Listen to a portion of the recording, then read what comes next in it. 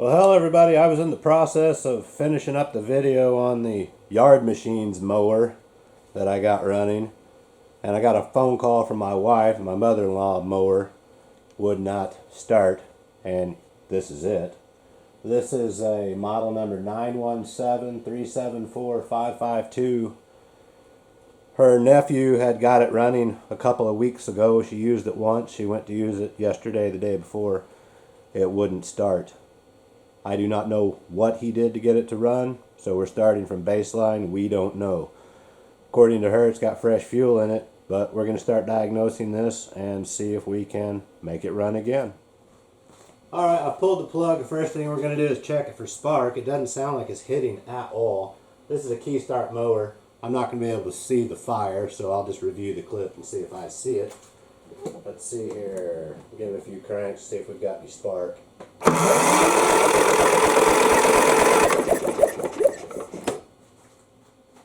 Alright, we had a nice spark on that. I've not pulled the air cleaner out yet. I'm going to go ahead and do a compression test on it where it sits so we can kind of get an idea on the health of the block.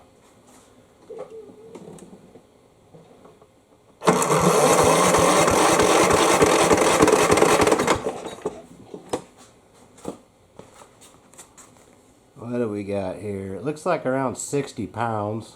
That should be enough for it to run. Let me pull the air cleaner out of it.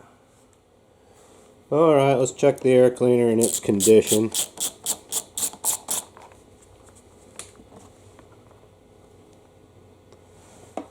Well, it's surprisingly clean, no problem there, but it's wet.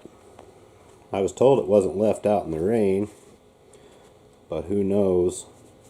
Now, I did wash the mower before I brought it in, but I avoid areas like this, so there's no way I did that myself.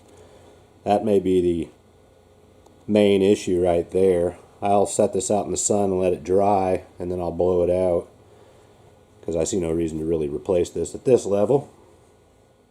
Alright, since I took the air cleaner out, I'm going to run another compression test, especially since it was wet, see if we get the same results or if anything improves. So here we go.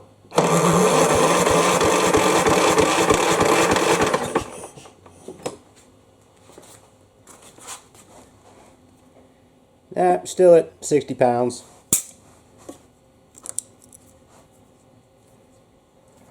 Let's take it outside and see if it will run without the air cleaner.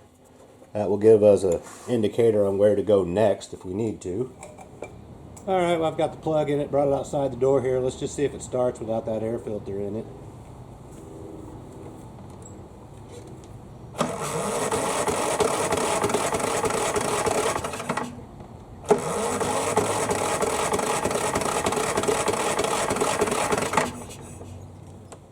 Alright, well, clearly that was a no-go, but worth a shot. I'm going to go ahead and pull this cover off here so I can clean out any debris if there's in it. I can't really get a good lit shot for the carburetor, so hopefully this will help. But we're moving towards the carburetor.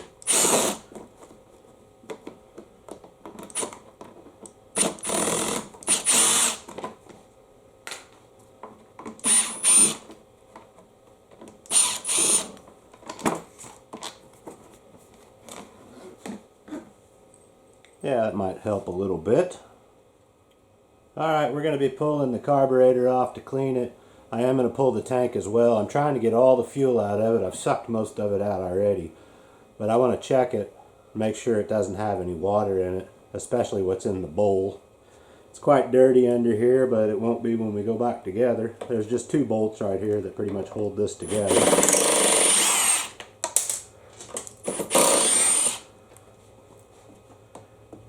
I think that's...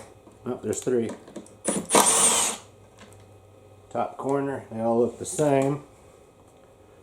Get that piece out of the way, kind of nasty. And it looks like there's a couple bolts holding the carburetor on, but I'm going to go ahead and take the tank bolts loose so we can get this out of here once I disconnect the fuel line. And we'll reclaim all of that fuel that's in it. I dropped one down into the flywheel. Alright, I got the clamp moved back and got the seal broken there. This bolt right here is in the side of the tank down here underneath. I needed to take that out. I'm going to try to get this off. Save as much of this fuel as I can, and there we go. I've disconnected the rope so I can get that out of the way. I'm going to end up taking this whole shroud off and clean it up. You know, so that way...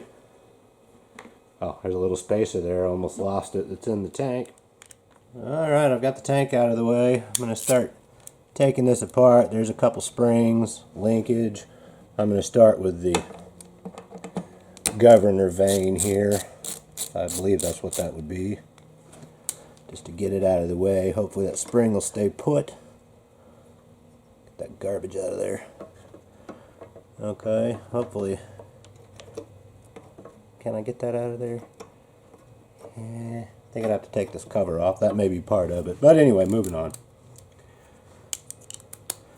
Got two bolts back here that are holding this. Get them loosened up. Probably going to be some gaskets sandwiched in here. Maybe a heat shield, who knows. I'm not real familiar with this engine. But we're going to go at it anyway. See if we can get this off. Okay, that's just an O-ring back there. Let's see, I've got one piece of linkage right here in front of my thumb. Is that plastic? No. I can't tell which way. There's so much garbage on it, I can't tell which way it comes out. Yeah, I was on the right track. Tilt it this way. There we go. Lost a little bit of the fuel. I wasn't trying to do that. I typically clean these things up in the sink before I take the bowl off, but I'm not going to do it in this case because I want that fuel to see if there's water in it. Now the thing about these internal combustion engines, you need 4 things for them to run. You need fuel, fire, air, and compression. Air was questionable because of that filter, but it didn't start without it, so we've got air and we have compression. We have fire, we've checked that, and the last thing is fuel. So we may just simply be dealing with a fuel delivery issue, and we're going to find out. I'll try to get some of this off because we want to see if there's anything in the bowl. Let me kind of clean up, we'll get to the bench, pull the bowl off that. Alright, change of plans. This mower is so awkward and big and long in here, I can't really get to my bench, which is behind me, so I'm just going to do it right here. Crack that bowl loose. Starting to drip. Didn't expect that much in it. It feels kind of tight. I don't think I've ever made this much of a mess taking a bowl off a carburetor. It is what it is. Okay. That jet, that may be plugged up. That could be part of the problem. A little bit of garbage in there.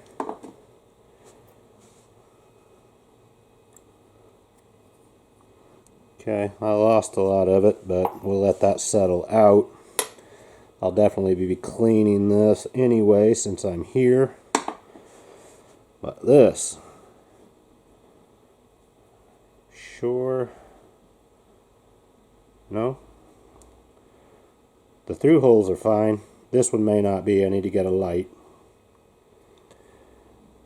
Now we need to go to the bench. Alright, well, we're on the bench. There's a little bit of maybe varnish in here. A little bit of sediment that I scraped off with my finger. I'll go ahead and pull the pin here and get the needle float off. That's a steel tip. You can't see this, but the bore down in here looks nice and clean. I will clean it a little further, but it doesn't have a bunch of garbage on it, so that seems to be no problem. I'm going to take this light and shine through the bore here. Okay, down there in the center is the emulsion tube. I don't know, yeah, there you can see the light. It's at least open that way. There's probably some really small holes that come off of it. I'm not sure if this tube is meant to be pressed out to inspect that, or if we just run with it. I may leave that alone. I am going to clean all this. I'll blow out all the orifices and make sure that everything seems to be in good shape, but I believe I found the problem. On this, there's a cross-drilled hole right there. See it? I'm going to put this torch tip cleaner in here. You can see it goes all the way through, no problem. I'll find the appropriate size, but I can't see light through this one. The fuel enters through the side holes, goes up through this jet right here and into that emulsion tube, which sends it to the carburetor. And I felt something. I just got through it. I'll do the same thing. I'll find the appropriate size, make sure I get that hole super clean, then I'll clean it and check it beyond that. These are very handy for that. You can pick them up at a welding shop. Home Depot probably has those. Who knows? But that's where we're at. I didn't see any water. Let me check it again here. I see no water in the fuel that was in it, so I think we just have a delivery problem simply because of this.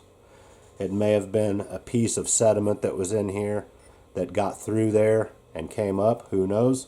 But I believe all we're going to need to do is clean the carburetor, put it back together, clean the rest of the mower, and it should start up. We'll find out. Alright guys, I've got everything cleaned up. I carefully used an X-Acto to remove that gasket, preserve it. The bowl turned out really nice. There's only one little speck of rust right over there. This was completely plugged through this hole. I've got light coming through it now, looking good. I think that really was the only problem with it. Go ahead and get the needle back in here. I just washed it in the sink. I did not use my ultrasonic cleaner. I think it's just fine. If it becomes a problem, I might entertain that if we have any issues with it. But all the holes seem to be open, this, that, and the other. Got that on there, looking good. And get the bowl nut on here.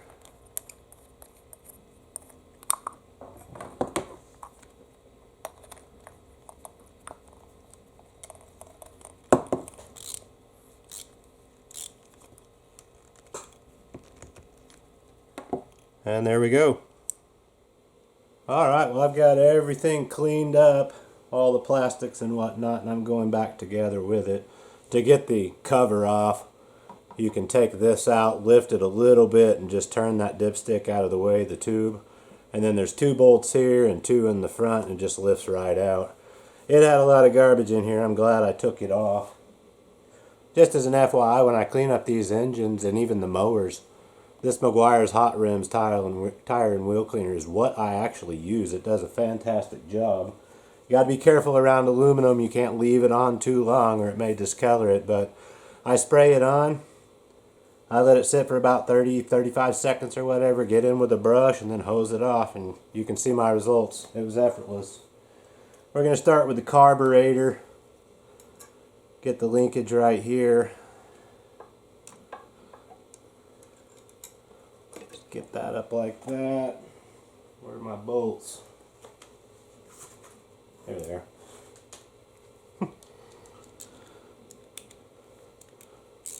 Just going to kind of do this in real time. I typically do not use my impact driver when putting things like this together. I don't want to strip anything, and I like having control. Sometimes I do, depending on what it is, but for the most part, I like hand feeling stuff. See, these are not quite wanting to start. I back them up a little bit, and then you can feel it fall into the thread.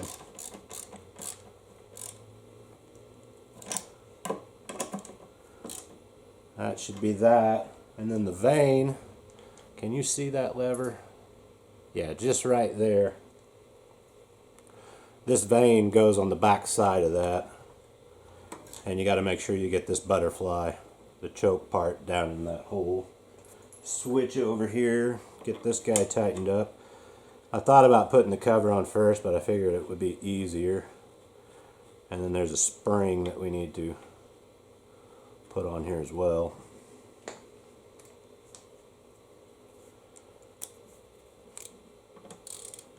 Give that a little snug up. Looking good. And the spring hooks right on this tab. Pull it up here and put it where it goes.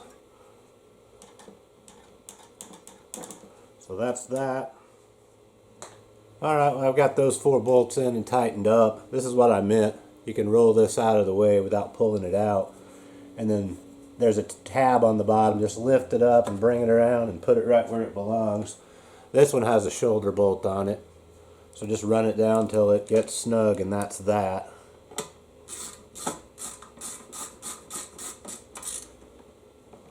And there we go. Alright, we're going for the fuel tank. There's that spacer I was speaking of that goes in here. And then the bolt itself feeds in from there. I think that's where I'm going to start. Try to get my wrench and just get this started where it goes.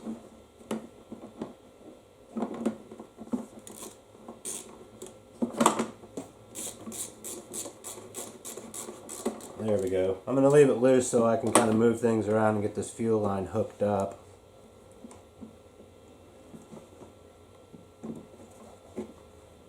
That's that. Move this clamp back into place. There we go. I'm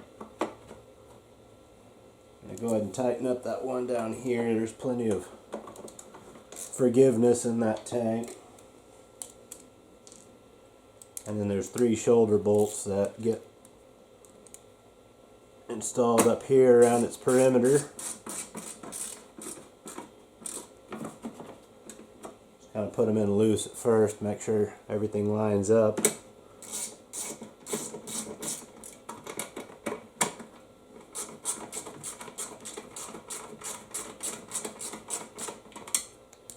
Can't see this one.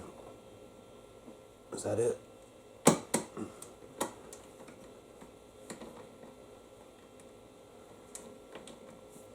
Trying not to put my head over the camera.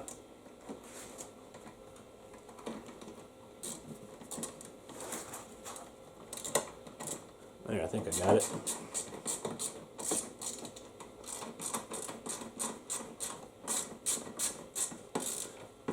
Yeah, snug those up.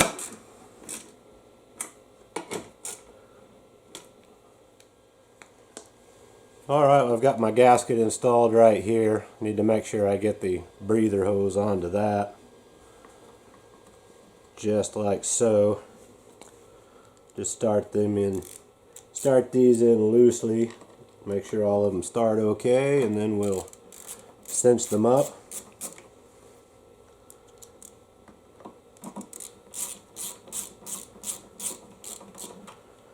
And after this, I'll put the air filter on there.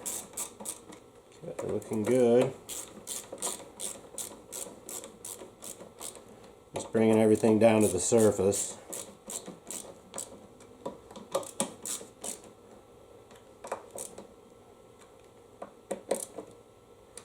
That's that.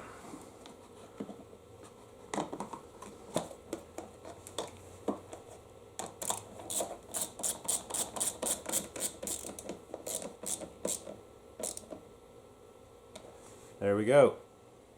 Well, we're coming down the home stretch, guys. We're getting ready to test this thing out and see if we've got it or if we need to dig further on anything else. Let's get these started here. I'm fairly confident that we've got it. Hopefully we take it out, put some fuel in it. I'm going to use the same fuel. That may not be ethanol. I didn't see any water in it. I do not know if it's E-free or not. This, I believe, is the last piece of the puzzle.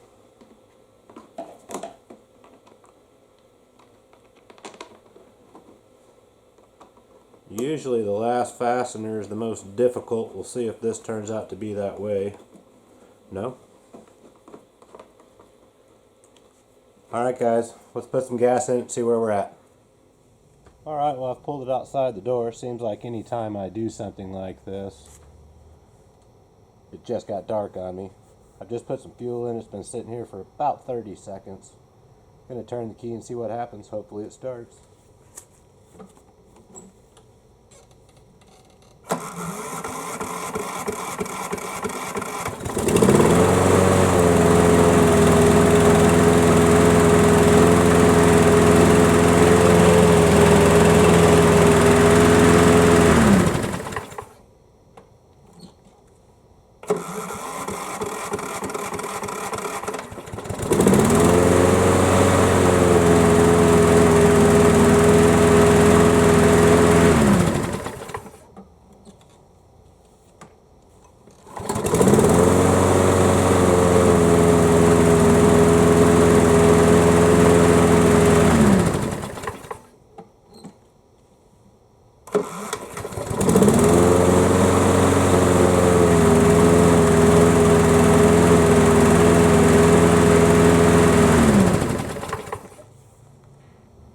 Well, alright guys, there it is. It seems like it's going to work just fine. It certainly fired right up.